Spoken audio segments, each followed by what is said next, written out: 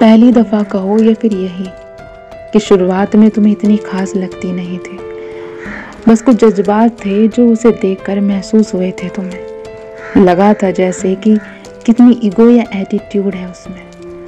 पर अब अचानक उससे तुम्हारा मिलना हुआ तो मालूम नहीं कि किस बात पर तुम्हारी और उसकी शुरुआत हुई, पर उससे बातें करके महसूस हुआ तुम्हें कि वो तुम्हारे नज़रिए से बेहद अलग थी, बेहद ही मासूम, और क्या ही कहो, तुम उसके लिए वो तुम्हें बड़ी ही खूबसूरत और बड़ी अच्छी लगी थी।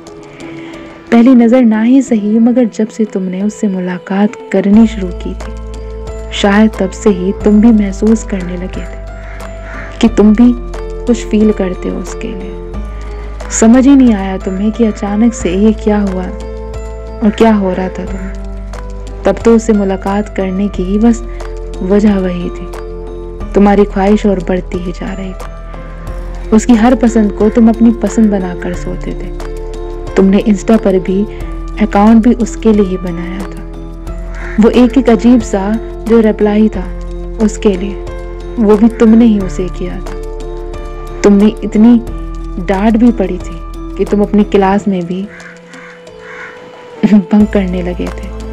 तुमने खुद को भी नहीं मालूम कि तुम्हारी पढ़ाई बस क्यों इतनी खामोश होने लगी थी, तुम्हारा ध्यान भी क्यों पढ़ाई पे नहीं जा रहा था। तुम बहुत आलसी भी थे, मगर उसके हर काम के लिए तुम फटाफट हाँ कर देते थे। तुम इतने कंजूस थे कि दोस्तों को एक चॉकलेट भी नहीं खिलाते थे, मगर उसके लिए तुम ज़रूर एक चॉकलेट लेकर ज़रूर जाते थे।